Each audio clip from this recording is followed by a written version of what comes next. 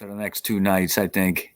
Oh, I just started recording. Okay. All right. We can cut it out. All right, people. Welcome to another special episode of the conspiracy theory 420. And we're going with more giants. And man, in Peru they had discovered from giant freaking butterflies to giant birds to bones of giant people about 10 foot high.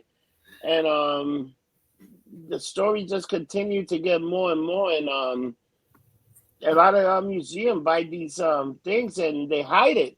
Yeah, I mean that seems to be the case throughout the world. Okay, Yeah.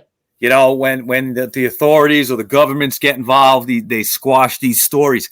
However, in Peru, you mentioned that stuff has been found. That's where they found those giant elongated skulls.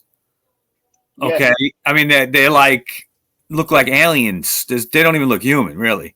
Okay, But the head hear, size alone is like that. do you hear about the giant butterflies they also find there that they got at the museum too? Like these giant fucking butterflies that they don't. Ooh, there's a lot of strange stuff in that part of the world, Peru, Bolivia, in the Andes Mountains, because what we've been talking about the last 2 episodes, and we'll get into it today too, is I believe, and I don't know if you agree, but I believe that there are these more ancient civilizations that we know about. Okay. Yeah. Like I said last week, how did Egypt all of a sudden have a language, a full-blown hieroglyphic language that to this day we don't really totally understand?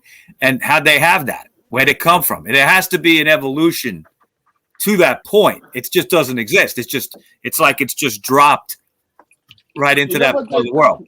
You know what the crazy thing? How did these people know to scribe that thing down for other people? How did they know to do that? Somebody had to teach them. And this gets into that whole Antarctica thing that I believe too. We know that Antarctica was once.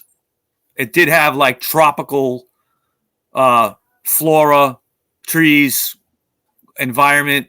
Okay, so it had to have been much higher in the latitudes than it is now. It couldn't have been the South Pole anymore at that point. Okay, so I think that there's so many secrets there that may be the key, because if you look at where Antarctica would have been located, it would have been located smack between South America and Africa, or at least part of it. Yeah. Okay. And what does that mean? Well, it wouldn't have been difficult to travel between the 2 continents. You didn't have this gigantic Atlantic Ocean in between there. And it makes a lot of sense. And I'm assuming, I'm not a scientist and I'm just going by what I read, but I just think that makes a lot of sense. Now, if the dating we have is wrong as well sometimes, okay, so we may be dealing with stuff that, it's in the distant past, but not so distant. Okay, so let's say, for instance,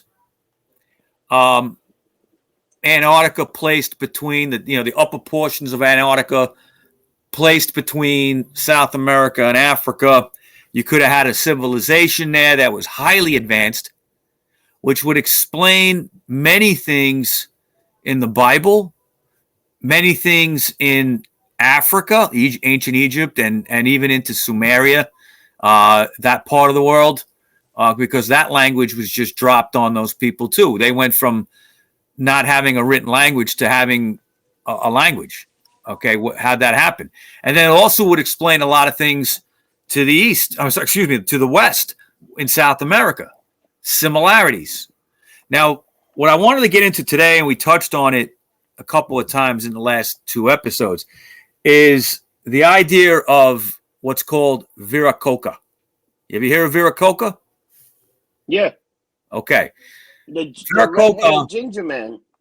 Well, it means a little bit different things in different cultures, but really when it comes down to like the Peruvians, the Bolivians, people in the Andes, the old Incas, Aztecs, Mayans, when they thought of Viracocha, it was the creator.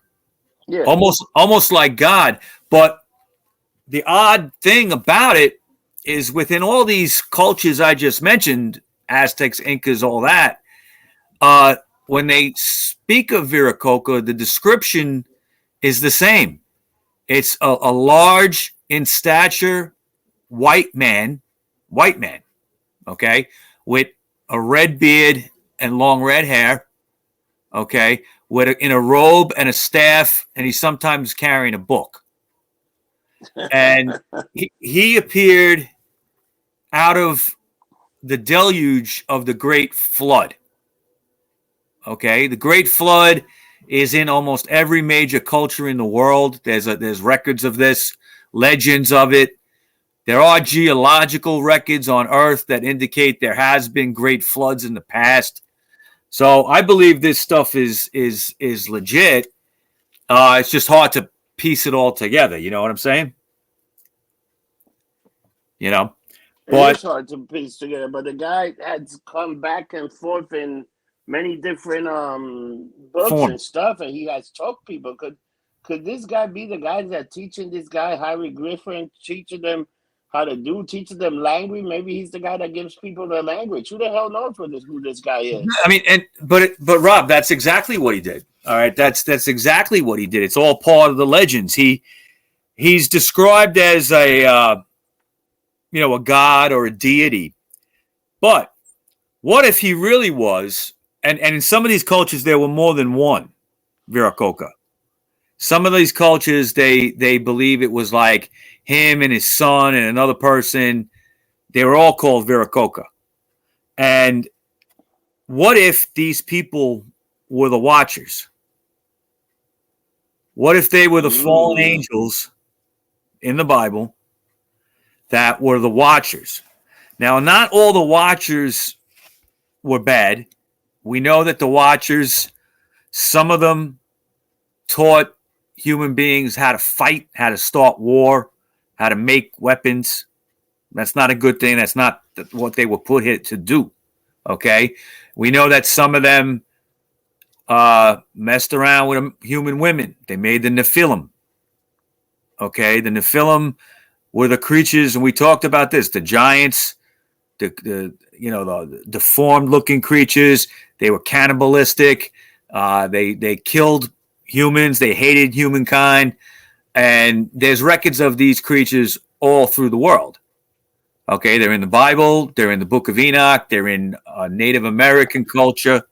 Okay, they're in Viking culture, Norse culture, even Chinese culture has giants. Okay, so there's something to that, which we got into in the last couple of shows.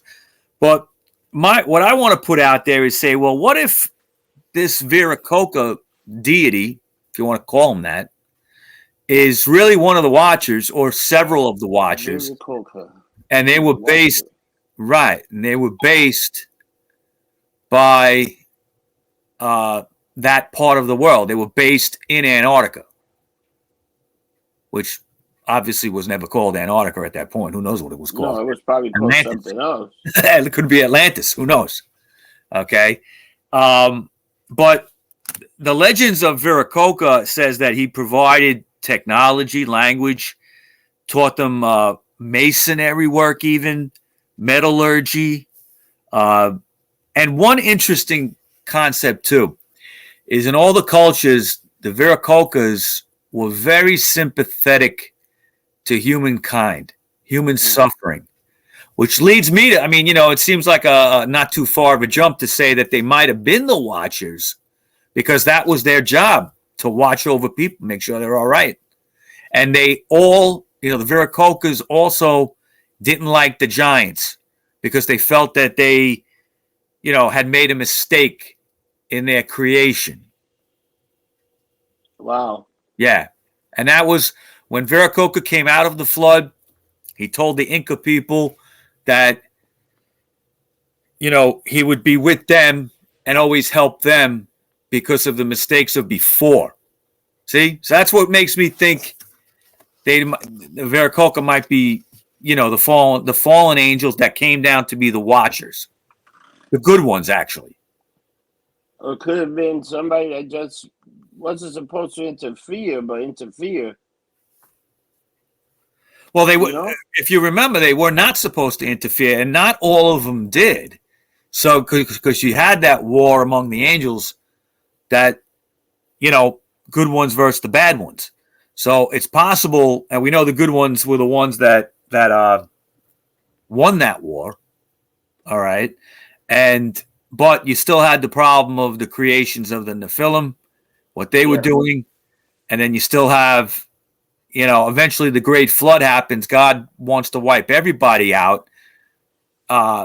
He actually didn't, obviously, because at least the Noah story, and then there's other people that survived. Some giants survived also. Okay, where did they go? Well, they might have gone to the United States, North America area, because of all those giant mounds that are found there that we talked about last week. And there's a lot of room there. There's like a lot of room for them to expand and build. Yeah, There weren't many people that they may have come around the same time as the American Indians or before. I mean, we don't know. Okay, we don't know who came first. Okay, but one thing I want to mention is that Viracocha gave technology to these natives in South America. And what kind of technology did he give? Well, if you look at places in Peru or Bolivia, okay, there's a place called Cusco in Peru, for instance, major city. Yeah. But in that city, there's what's called a citadel, and it's like an old fort. It's so old they don't know how old it is. Okay. Wow. But it's I'm gonna try to pronounce this. It's Sacsayhuaman, something like that. That's the name of it. It's about 25 letters long. Sacsayhuaman. Okay. Now in this citadel, the stones are so large that no one knows how they were put there, because however old they think it is, they know the people didn't have the technology to move these stones. Kind of like the pyramids. Okay. In fact, it's interesting because the Incas, at some point, they were given this technology and they built all these things, probably with the help of Viracocha. But at some point, they kind of lost the knowledge. They lost the science, because there's records of an Inca king that tried to replicate the building of the citadel. He tried to build another one. Okay, so they didn't even know how they did it. Okay, and what he did was he had 20,000 Indians take one boulder across the side of a mountain, because that's in the Andes. There's a lot of mountains. Okay, and at one point it became a disaster because the boulder got loose and it crushed over 3,000 men. Oh man! In one shot. That's how big it was. That's a huge boulder. Yeah. So here you have the Incas much later in time trying to replicate something from their ancient past that they don't even know how they did, and it was a total disaster. Okay, so that brings me to something that you might have heard of this place. It's called Lake Titicaca. Yeah. Lake Titicaca, okay?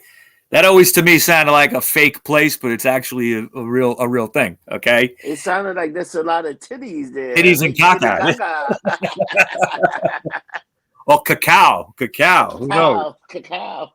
I want to book my next vacation, Lake Titicaca. Yeah. Yes. You have to get my Bolivian marching powder.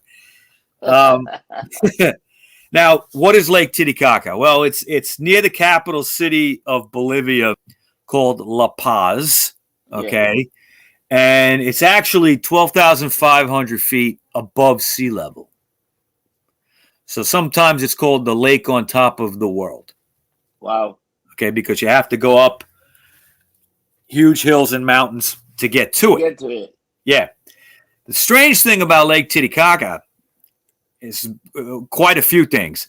But one thing is that they find fossils in that lake all the time that shows that this lake was actually in the ocean at one point.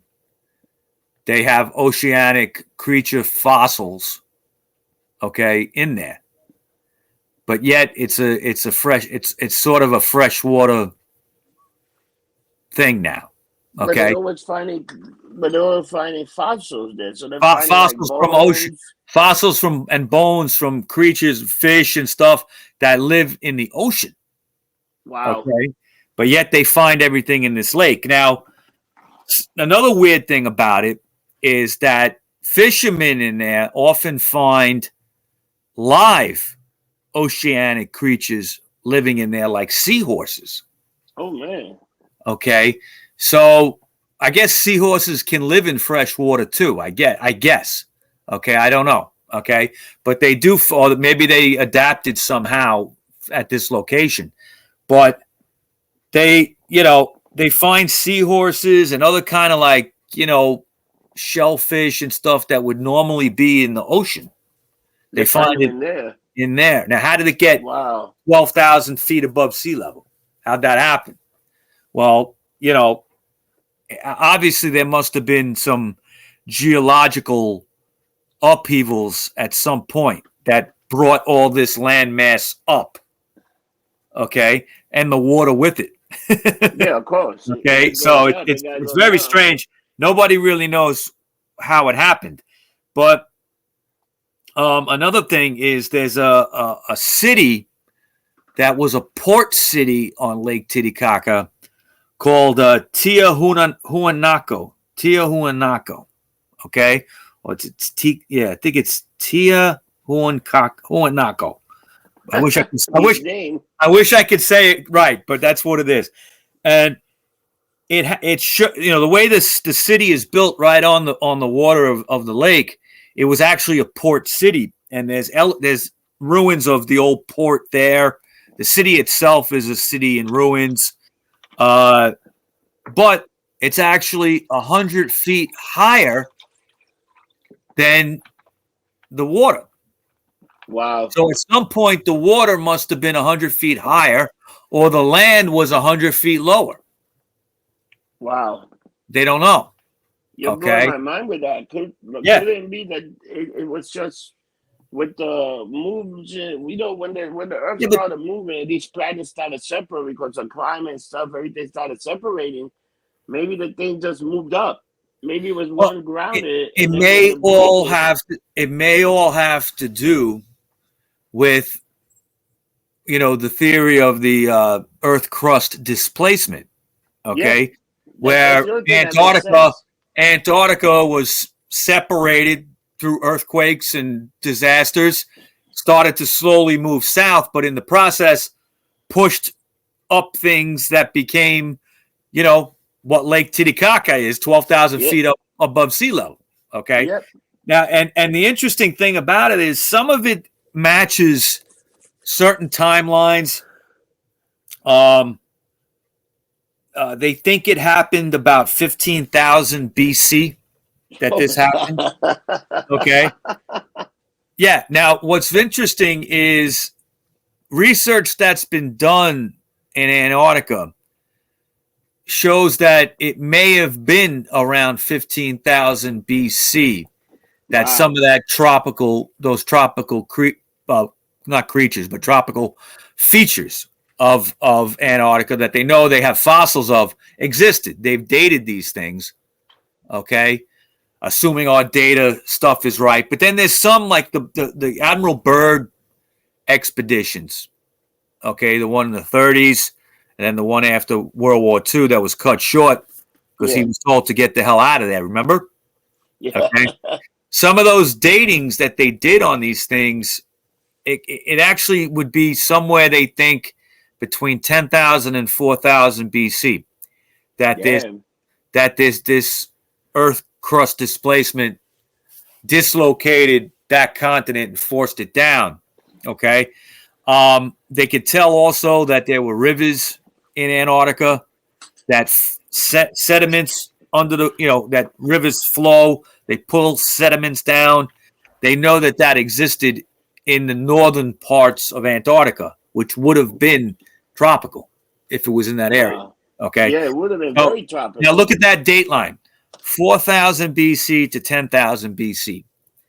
That's like smack in the middle of ancient Egypt and all the dynasties. Yeah, Okay. definitely. It's all the dynasty. Everything's moving, and people are moving around, and Yeah, the planet is just like different, man. You know. totally. I mean, it probably looked different. If you had Antarctica in the middle there, you didn't have that Atlantic Ocean region in between South America and Africa. You didn't have it. But I guess everything at one point everything was one continent, and slowly but surely shit started separating just because of the weather. Yeah, but was it a great flood that caused this? Was it a massive, the earth crust displacement? Did God do it? I mean, who knows? We don't know. Okay, it's all a lot of question marks. But I said this last week, and I'll say it again, is I think that a lot of keys and answers to the history of mankind is down in Antarctica, Rob.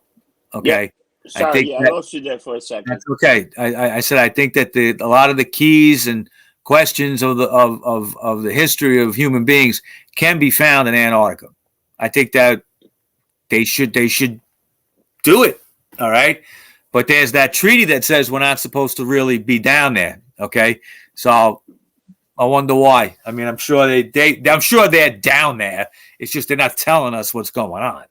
And if they're right down there, they probably got so many warning signs and stuff that they're finding that they're like, oh, we can't tell people about this yet.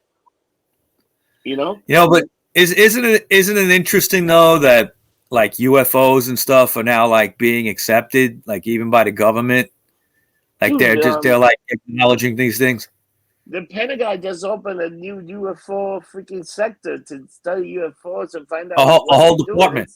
I just heard about it like yesterday. Yeah, or the day before they were talking about it. Yeah. It's like you ever heard of the Mothman prophecy? Mothman prophecies? A little bit. So in Peru they found these giant moths that they call them ghost moth. What do they call them? Ghost moth. Ghost they're ball. Like 12. No, ghost moth. MOTH. Oh, ghost moth. Okay. Yeah, they call them that because their wingspan is almost like 12 feet, and they're giants. Wow.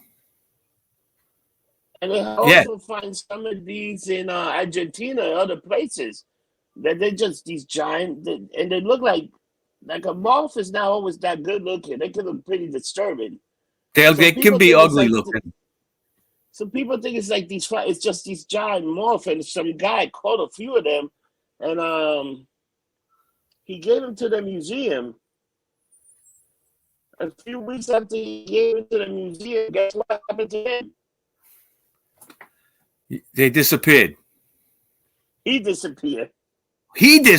Oh my God. He disappeared. Okay. The story, and this is a story that came up as early as 2004. Mm-hmm. How about that? Giant moth, and people were like, that's crazy. Yeah, I mean, it's research. Yeah, look, I mean, they find creatures all the time in the ocean that they think are extinct. Okay, the types of fish and that aren't supposed to be around anymore, and then they find them somewhere. Moths have existed for longer than us, okay? And if you notice, if you look at things that from prehistoric times, things were always bigger.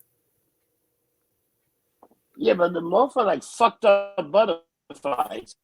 Yeah, no, I know, but I'm saying, why not? It might be some kind of prehistoric moth that we thought doesn't exist anymore, but it does still live. Yeah. It's like a dinosaur moth. They easily could go into a cave or something, stay there forever, like bats. You never see them. You never see.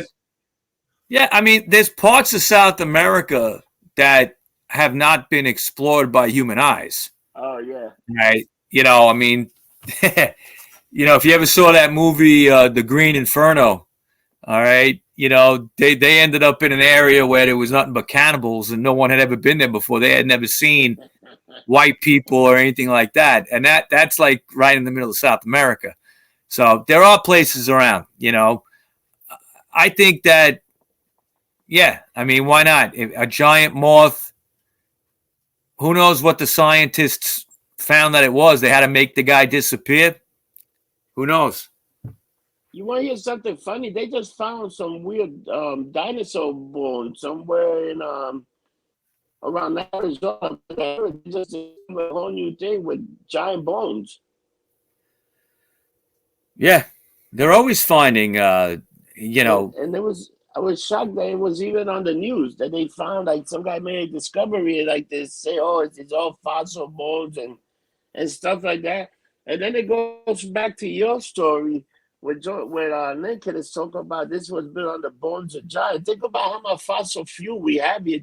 It's pretty much the bones of dinosaurs. How much stuff that we have are bones of all relics and stuff like that. But we're like the leader. If we really want to open the fossil fuel, we can do it. Yeah. Then there's that theory. I know I brought it up to you a couple of times. I don't remember if we talked about it on the show, but there's that theory out there that, again, the dating is all wrong and human beings existed at the same time as dinosaurs. Oh yeah. There's people that believe that. Well, that's not what we've always been told. We've been told that they came first, and they've looked at a chicken and a T-Rex. Very similar. Very similar. The only thing that's smaller. Yeah. Well, I think and an elephant. Yeah, I mean, it's smaller.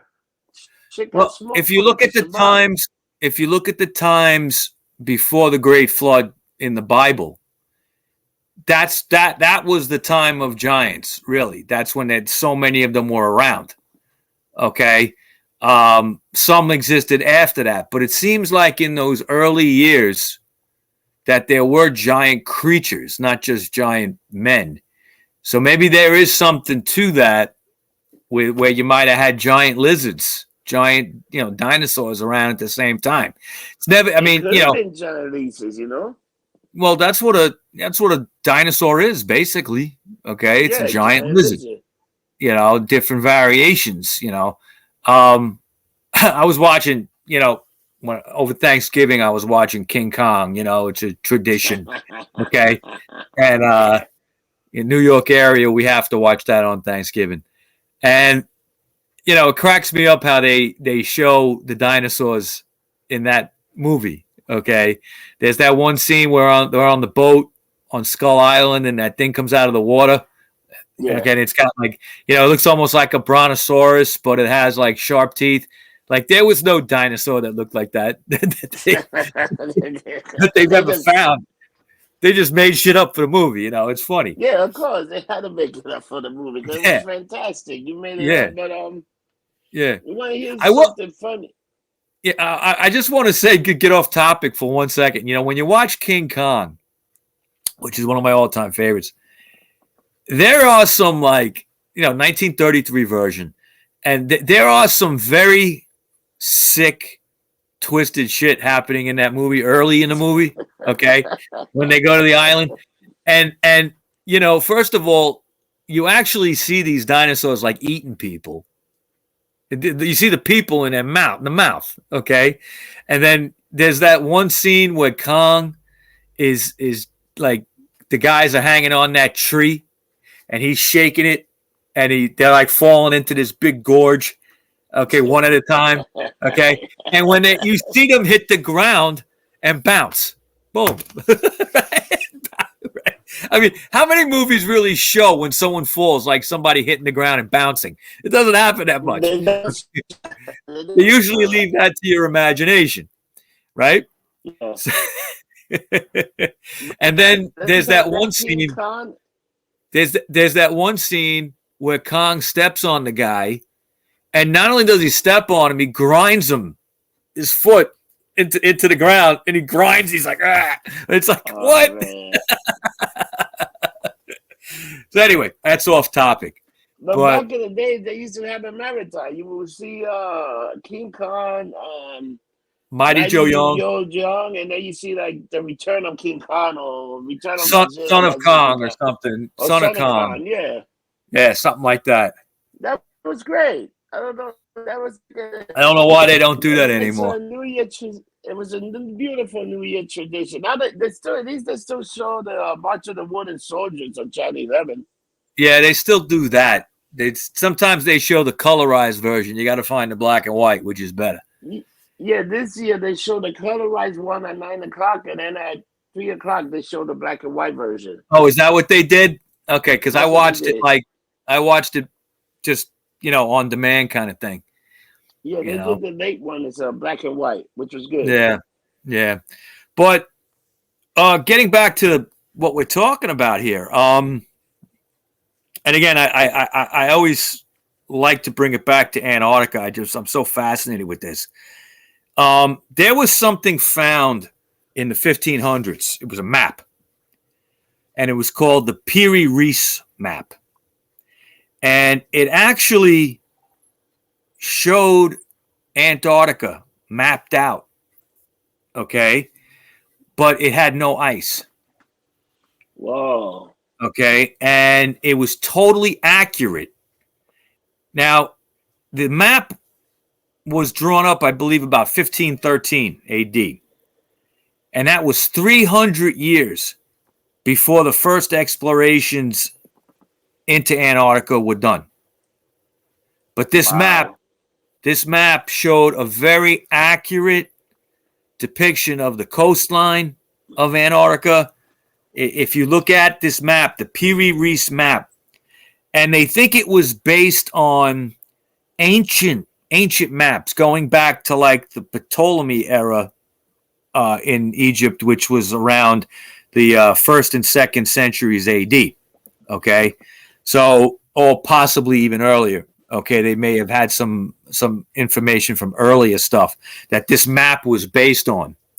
So how they, somebody must have been at the coastline of Antarctica to map it out. They mapped it out all around, not just the coastline, the whole thing. Okay. Wow. How could they have done that if it was at the South Pole? Maybe it was up further, like I'm saying. Yeah, like they couldn't walk the whole thing because it would be too cold. So how do they get all that information? I mean, even for us today to make an accurate map, would be hard if you were going to go there. You could probably do it with satellites now and stuff like that. But if you would actually go down there with ships, you'd still have problems. I mean, the weather down there is so where the hell you're going. Exactly. Now, there's also another map that I want to talk about called the Orrontius Phineas Map. It's also from the 1500s, 1531 to be exact. And it shows very accurate depictions of what Antarctica looks like. And again, 300 years before. And that's also based on ancient sources as well. So it's possible that, either Antarctica was mapped when it was up further and then slid down, or somebody actually went down there and did it. Okay. Or I'll give you a third option. What if somebody was given that information? Wow. Then somebody was given maybe, that mean that maybe an advanced civilization of some kind, advanced life form, an alien. Yeah. Who knows? Okay, maybe somebody gave them that information and said, "Okay, here's this is what Antarctica looks like. Here's a map of it." It's crazy, man. And they don't know. They don't know. But I think there's some evidence that with the Piri Reese Map that Columbus was aware of it too. Like he knew of it. Oh shit. Yeah. That he knew of some of it. Yeah. So who made this map? Was it a guy named Pierce? Is that why they named him after him? No, I don't know what Piri Reese means. It's something with I think a place in Egypt maybe, or something like that. I'm not sure. Because some of it was based on like, an Egyptian source from the 1st and 2nd centuries, called the Ptolemy era. And also, obviously, if it was in that part of the world, then it was in Muslim hands for a long time and made its way into, Western civilization, Western Europe, kind of stuff eventually.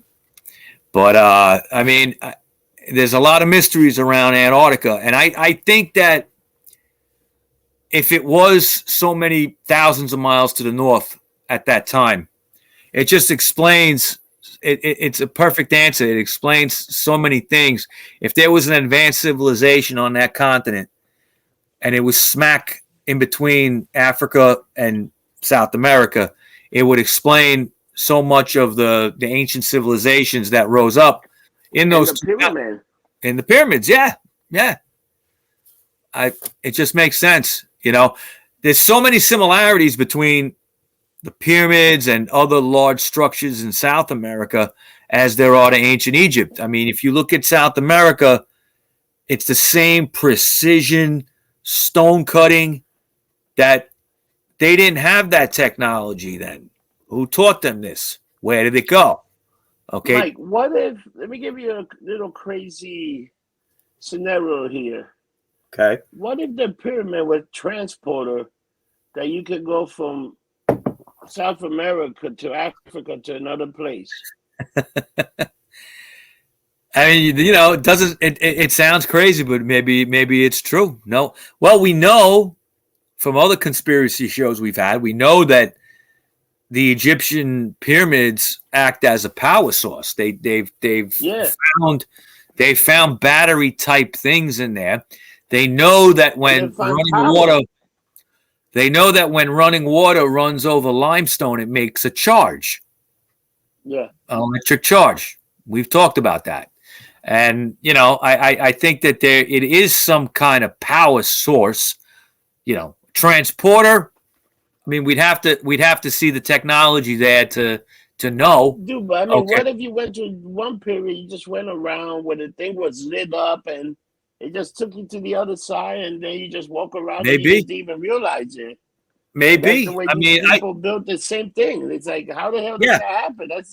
I think it's. I mean, what you're saying is entirely. It's not as crazy as anything else. Any other theory, it's not. I'm saying, I'm just saying, what if these things were to take one place from port 1 to port 2 in a much quicker way?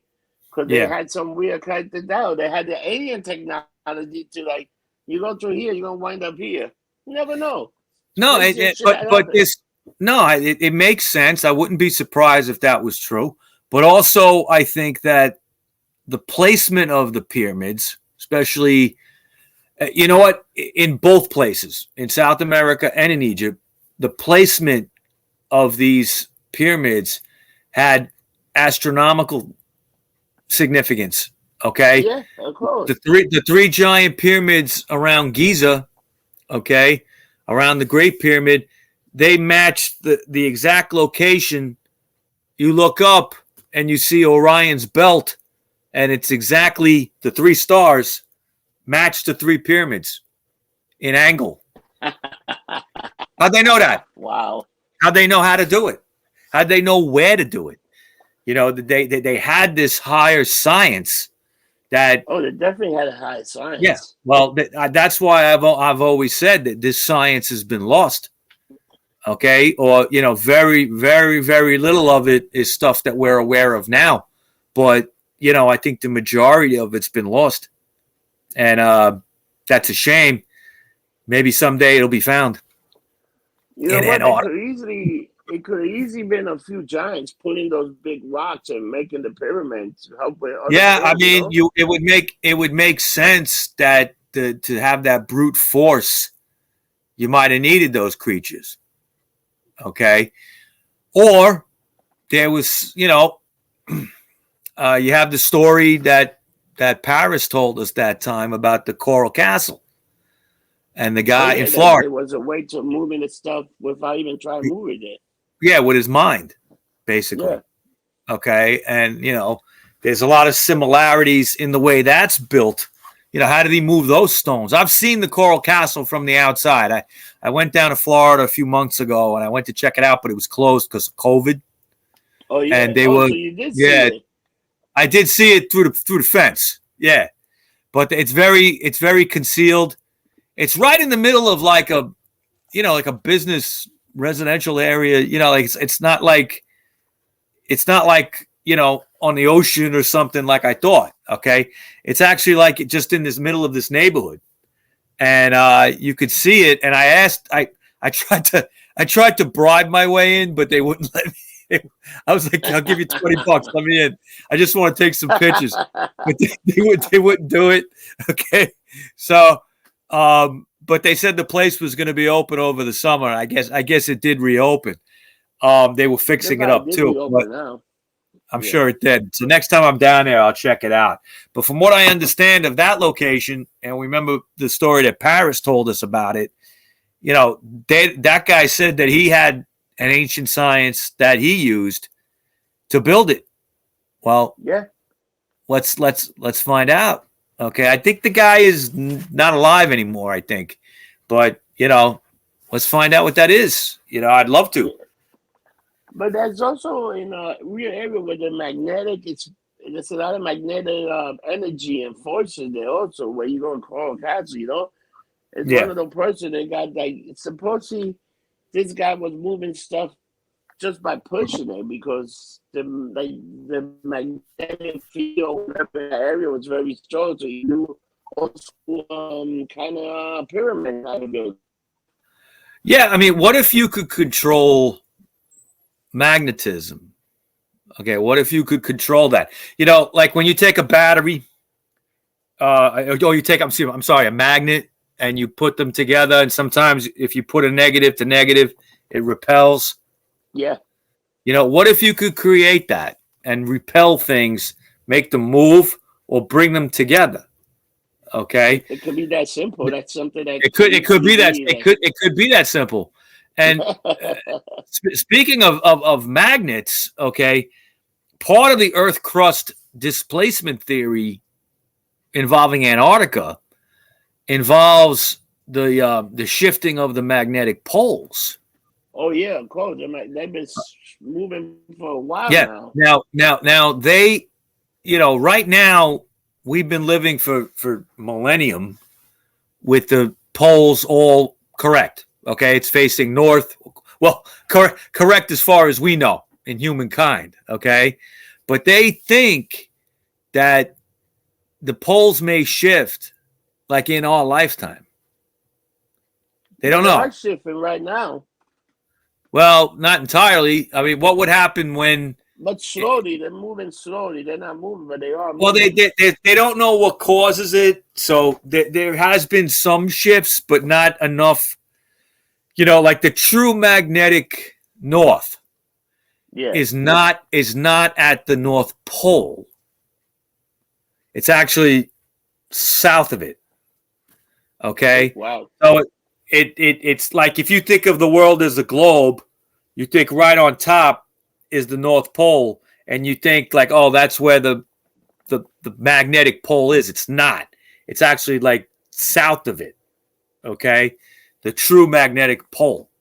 Now the southern pole is exactly on the other side of the world in that same spot.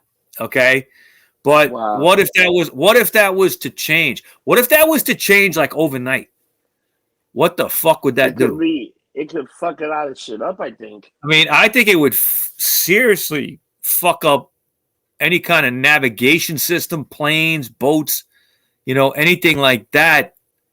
Satellites maybe too. Who knows? Maybe satellites might not be able to go where they gotta go. Okay. That's also like when there's the sun flare. When it's a sun flare, that's another thing, and that's supposed to be happening soon. These solar flares, all right. See, but this all goes. I don't know. I think that's a setup. Okay. I think that they keep talking about these solar flares because they're going to do some shit like knock the internet out at a certain time, and they're going to use that as use that as an excuse. just No, say, you're oh, catching on. You're catching on.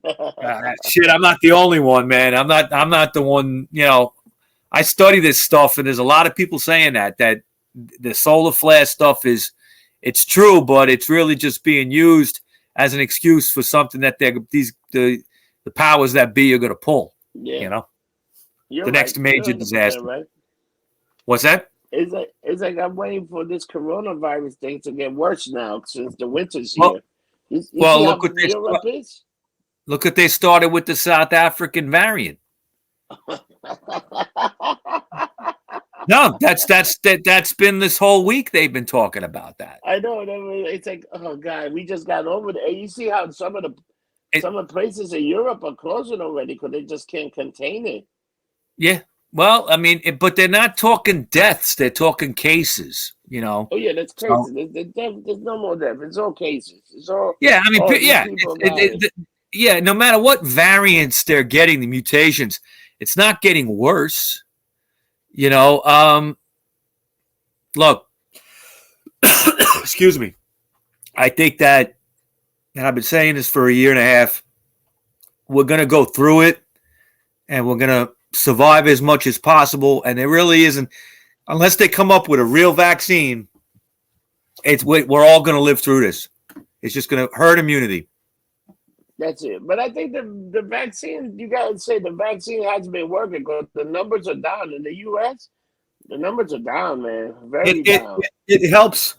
It helps a little bit, but it's not going to eradicate it. We're going to be living with this thing for the rest of our lives, man. It's not going to eradicate it, but it helps it from not spreading. Like, But how long does it take?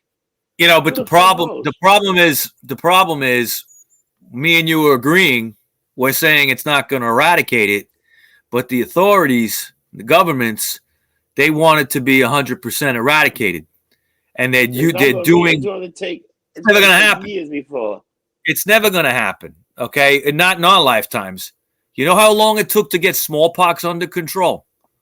Okay, I mean that ravaged people for hundreds of years, thousands of years, and when they got the vaccine, it still took something like, I don't know, 40 years. I could be wrong, somewhere like that. It take time, until people can take it and whatever. And look, people are surviving with that. And speaking of smallpox, what is Bill Gates talking about smallpox?